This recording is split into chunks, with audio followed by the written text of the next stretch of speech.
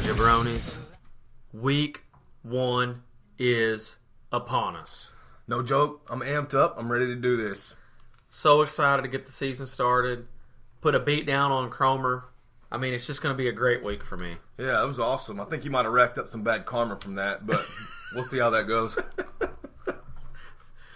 Random story to start the day out, Tom. You and me both made a trip to the official restaurant of Clay Jones, Taco Bell, just now. We're up at the counter, and I put my order in.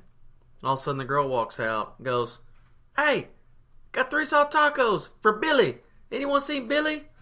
This old man up at the thing. He goes, "Oh, Billy done left." She asked about 4 more times. Dude gets mad. Eventually, he gets his order and he goes, "Well, you want me to go get that Billy?" We couldn't even hardly understand him. Billy left. So they leave. We finally get our order, and lady was still trying to give away 3 soft tacos. So I was like, "Hey, you want me to take those off your hands?" And she was like, "Here you go." We had our meal plus somebody else's meal. So score. It was awesome. In real news, Razorbacks are winners. Barely. I thought they were done. I think I sent out a text somewhere in the middle. I was like, we're not going to win a game this year. I had some family at the game up there, and I was talking to them, and they were like, it was a nail biter. We were on the edge of our seats the whole time. She said it was the most stressful game they'd ever been to. I was like, well, that's Arkansas for you. I listened to it on the radio at the house because I don't have cable. I don't have the SEC network. I'm not rich like some of you folks are. And it was tough to listen to. I was glad whenever they missed the field goal in the first half. Right there at the end of the first half, I thought, maybe we're okay. And then we couldn't stop them. It was just, I don't have the words. Well, at least you didn't get to watch it. It was bad watching it. On the radio, it was probably dumbed down a little bit, which is probably more your speed anyway. It's true. Let's jump into the NFL. I got a little bit of news for you, Tom. My favorite player, Johnny Idiot Face, back in the news again. He's out of the NFL, obviously. I mean, I don't know how he ever got into the NFL to begin with. And he's taking classes at Texas A&M. For reals? They're online classes. Oh, wow. Here's the kicker. His major is Parks and Recreation. Right on. So, it got me to thinking, would Johnny Manziel make a good Parks and Recreation employee? And to that, I'm going to defer to the great Ron Swanson. He doesn't do a lot of work around here. He shows zero initiative. He's not a team player. He's never wanted to go that extra mile. Exactly what I'm looking for in a government employee. There you have it. Johnny Manziel, the epitome of an amazing Parks and Recreation employee. now there's only one thing left. A Thunder Cookie. Got a couple for you here. The first one has got to be Mississippi. Just go ahead and hit him real quick. They fumbled around, stepped on their dick, and blew a huge lead to Florida State. That night, I was actually hanging out with a Florida State alum who was glued to the TV the entire dinner while we were out for Cromer's party. He was slanging the booze and watching the game. That's the only thing he was focused on. He was upset there for quite some time. Apparently, Jameis Winston gave a speech at halftime. I listened to a little bit of it, and I don't even know if he actually really said anything. It's crab legs, you know what I mean? All right, so number 2. I don't know if you guys heard about this. The fullback for the 49ers, first off, do they even use fullbacks anymore? No. I don't think. So this guy, Bruce Miller, he rolls up to this hotel. He's staying in the hotel, but he rolls up to this hotel room and tries to get in. Well, somebody answers the door, and Bruce is like, dude, this is my hotel room, blah, blah, blah, get into a scuffle. So he busts his way into the room, and then there's a 70-year-old man in there who tries to break it up. Bruce Miller straight up Thunder Cookies this mug, breaks his face. I mean, he's in all kinds of trouble. And after all this came to light, he got released. So Thunder Cookie. The interesting thing about that is it was not his hotel room. Exactly. He was demanding that it was his room. The guy's like, nah, man, this is my room. Moral of this story is if you're at a hotel and somebody knocks on the door, don't answer it. Don't even answer. Otherwise, you're going to need a little ice and maybe some ibuprofen next day. Indeed. All right, here we go. I know all of you football people have heard about this one. The Vikings have acquired Sam Bradford from Philly. And in the process, they gave up a first-rounder and a fourth-rounder next year. Now, I don't know who's taking crazy pills out there, but somebody overpaid by a mile. I mean, what do you think about this, Clay? It is plain awful. It is terrible. I cannot believe that they would give up a first-rounder for Sam Bradford. I don't know how the guy keeps making more and more money in the NFL. He hadn't really done anything. That's the thing. Sean Hill actually was somewhat decent for San Francisco a couple years back. I don't see what is he going to play? 10, 15 snaps before he gets hurt, Bradford? Probably. He's like a toothpick. You know what I mean? You know, somebody bumps into you, you're going to break First something. guy comes around the line. And there goes our first round and our fourth round next year.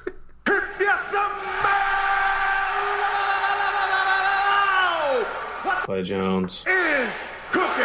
I got a couple numbers for you this week, Tom. Start out, my favorite number in terms of just numbers in general, 7. All right. I don't like what this represents this week. Number of SEC teams that got beat in week 1 of college football. That's a lot, man. What do we got? 16 teams in SEC, I think, something like that. And almost half of them lost in week 1. And Arkansas was 1 point away from doing the same thing. For being the 8th loss. One interesting thing about this is, you know, everybody in the other divisions, the other college divisions have always been kind of talking down about the SEC and how they're not that good. Well, this year they're right. You know what I mean? We're starting off really, really bad. It hadn't looked very good. You know, you had the comeback win for Florida State over Mississippi. You had LSU losing to Wisconsin. It was just bad. The only real positive was Alabama absolutely steamrolled USC. No doubt. That was pretty funny. Second number of the week. I'm going to go back to fantasy football with this next number. 15. Lay it on me, man. What are we looking at? The quarterback ADP of Dak Prescott. Wow. Now, to the layman's terms, I'm pretty sure ADP means average draft position in fantasy football drafts.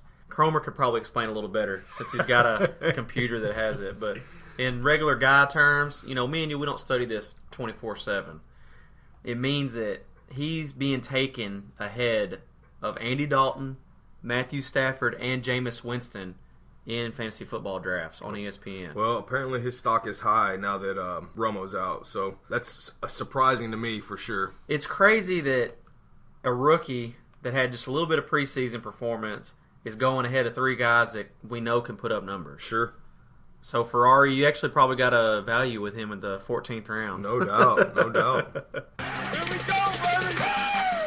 I love me some me. Let's rock and roll, baby. All I want to know if you got your popcorn ready. Do you got your popcorn ready? Right now. Popcorn ready. You want answers? I think I'm entitled. You want answers? Clay and Tom's weekly picks. You can't handle Their weekly picks. I've got a printout here, Tom. First one of the season, and I printed this out this morning. I read it. It's phenomenal. It's some of the best writing that I've ever read on the page. I mean, whoever did this, the penmanship, everything about it is just top notch, and you might as well just put this in an encyclopedia or something. Put a bow on it and send it out to everyone. The quality of this piece of American literature, it takes the cake. I've got to admit that. What I'm referring to is the Week 1 picks write-up done by none other than the great Clay Jones. He also happens to own the team baller status in the league, but luckily he was decided to take a little bit of his day out yesterday to write this. Basically, every week we're going to do weekly pick write-ups. I'm doing Week 1. Tom, you got Week 2. Yep. Josh already signed up for Week 3. Everyone sign up. I'm going to make it mandatory this year. I need all 10 of us doing at least 1 week. And if you have trouble spelling or you need some inspiration to help you, you just let us know or look in a dictionary. I've got the template in Word that'll give you the formatting. If you need it, hit me up on the week that you do your picks right up. Basically, what my goal this week was to point out maybe a couple of real fantasy advice or picks, and then the rest of it was just a bunch of smack talk. Just bashing people. Really, Yeah. I mean, started out with Chromo. Insert Tony Romo joke here. Right. Could be anything, Oh, meme, sure. whatever you wanted. Probably my favorite line, personally, is we all know that Luke won the draft. And by we, I mean Luke.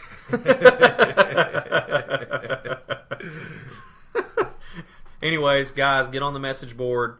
Read the weekly pick segment. I'm not going to harp on how great it is anymore. You already know how good it is. I mean, it comes with the territory. I wake up and I piss excellence. Right on. Right on. On to the fantasy picks for this week. I know you were thinking real football, but it is just fantasy football. So the first matchup we have is Tommy Boy Flowers versus Luke the Ginja Ninja Sanders. Now this right here is just a masterpiece of ginger on ginger crime. My favorite thing about this is that a ginger is going to get what they rightfully deserve, and that's a beatdown. For sure. All gingers deserve at least one beatdown a year. Well, and the pick from this end of the table is Tommy Boy Floyd takes it. I was torn on this one when I did the write-up. I looked over all the numbers.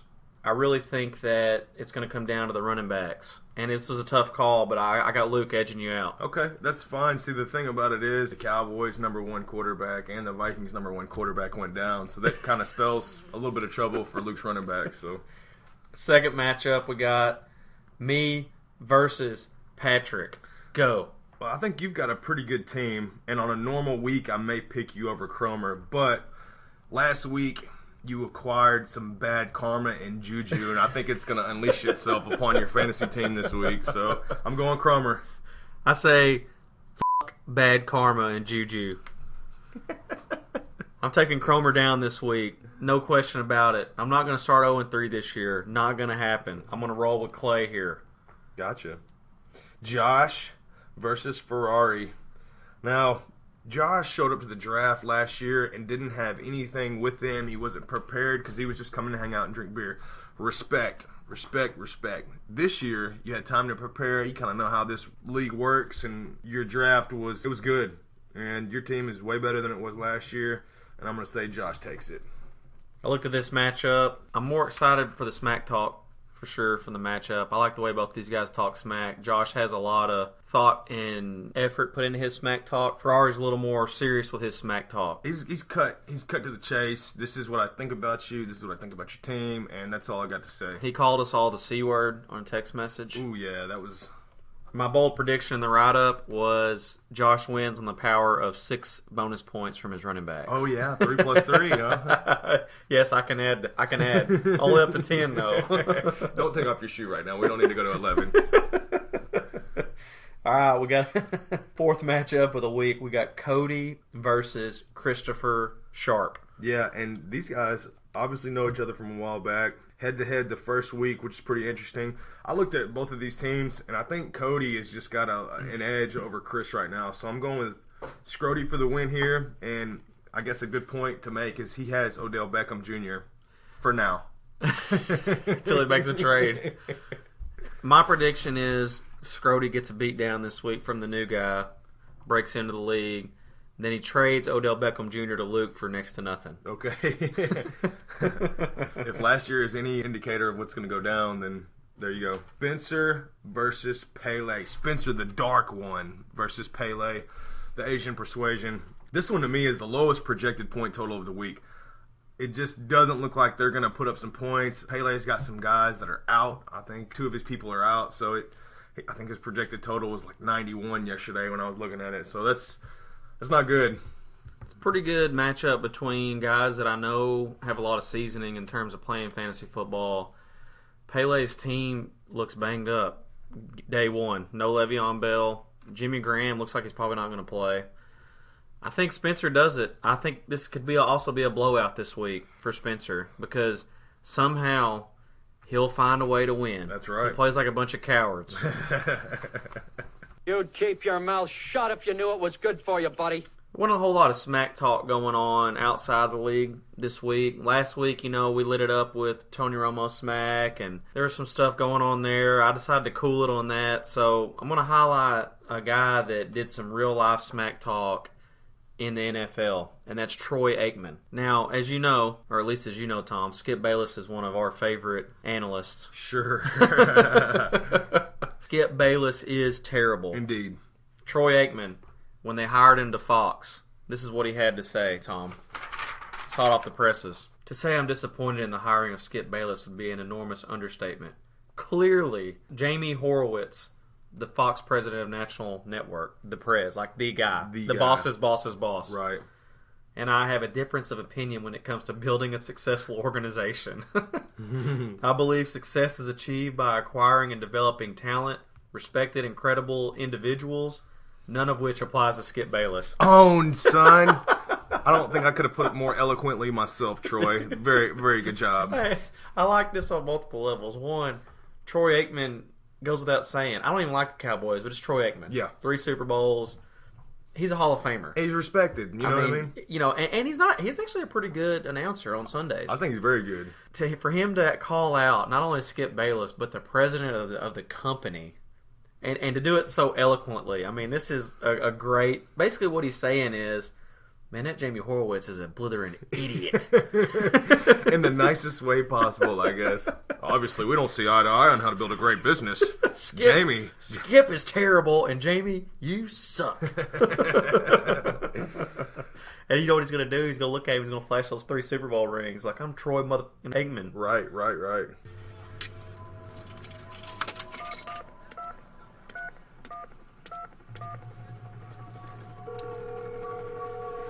What's up, man? We got Luke on the line here. What's the word, brother? Are you ready for some football? Tell me, my man, what are you doing right this instant? I'm sitting at the desk now, but I was doing something else a minute ago. Were you handling some business? It's like some legit business? I was handling the business. That's right. Oh, okay. Man, Tom and Luke up this week for week 1. What do you think, Clay? My question to you, Luke, is how do you plan on handling Tom's business this week? Handle any of Tom's business. That's not what you were saying earlier, brother. On a serious note, that's for sure. On a serious note, how do you plan on achieving victory this week against your arch nemesis? How do I plan on achieving victory? Man, I don't know. That's a tough one. I think my players are going to have to do it, but I'm hoping Tom will help me achieve victory this week. As many times as he's changed his lineup thus far, I'm not really sure what Tom is thinking. You know, like it's the first week, so you know we got to. This is almost a tradition now. Ginger on ginger crimes in the first week. It's becoming a staple. I think we'll see what happens though. I mean, I think Tom's team's looking pretty good this week, actually. So I'll have to disagree with you on that one, Luke, because Tom's going to mismanage his way straight out of this matchup. I think that's what Luke was alluding to earlier whenever he's like, I think I need Tom to help me. So just thumb through my lineup right before the games. Yeah, I can personally vouch that Tom has already asked me 3 or 4 questions about who to start this week. That is a lie. You damn dirty He's like Woodhead, D'Angelo Williams, Woodhead, D'Angelo. I've got so many great options. I'm so conflicted. I got so many great options. Austin in there a couple days ago, and I was like, all right. He's going with what they tell him to now. I was like, all right. Well, he's just trying to throw you off, Luke. That's all he's done. Yeah. He just wants you to be confused. Well, my lineup I think is set, so confuse away, you know, for the most part. How many computers do you have running right now crunching the numbers on your matchup this week? I have 2 downstairs. You know, I got an iPad, I got my phone, so, you know, stand-up pads on all those, working on my phone. Even on my phone, you know, it's like it's got the little stand-up going so I can project whatever standard deviations I need to project for the next week and this week. Gotcha. This week's just kind of like I got to figure out where I stand, you know. So. Well, you stand right behind me because I'm winning. Yeah, well, we'll see. So says Tom. Okay, he's the only one that says so. You know, last year he beat me first game last year, I think. So, I did. Maybe he'll do the same thing again, and then I'll end up in the playoffs again. I don't know how that works. Yeah, Luke and me started 0-3 last year, and both of us made the playoffs. So kudos to you for making the playoffs at 0-3. I don't feel like I'm going to trade as many players this year as I did last year. I think I traded. I think I maxed out my trades for like 3 years. I think people know not to trade with you this season as well. Well, they should have known that last year, I guess. I got one question left for you. Running backs, who's winning this week? You or Tom? Running backs? Yeah. Man, I think people are severely underestimating Ezekiel Elliott. So I really think he's going to have a really big game this week. And then, you know, Adrian Peterson. The thing about Adrian Peterson is this. He's like one of the only backs to ever play that when you're putting 8 guys in the box on him, he still has 5.4 yards per carry. Losing the quarterback really doesn't matter. They're going to run first anyways. That's an interesting step. Yeah, hopefully Bradford starts throwing the ball really well, and then Adrian Peterson just can run wild on people. But I think Bradford's going to go down in the first series. he might. You know what I mean? The way that guy goes. He's But frail. they were showing a clip of him of Stephon Diggs catching a ball one-handed from Sam Bradford, and he had the biggest weirdest smile on his face I've ever seen before in my life, and I was like, this guy's got some problems right here, man. He's Stephon Diggs is not your savior, just so you know. But he's gonna have problems, man. I think the Cowboys did it right. Actually, they went and got Sanchez. Well, that is your opinion, and you're entitled to it. So we'll just true. leave it at that. You're right. Yeah, well, Tom, don't be so butthurt. You know what I mean? No I butthurt know you over didn't make here. the playoffs last year, and you're looking for it.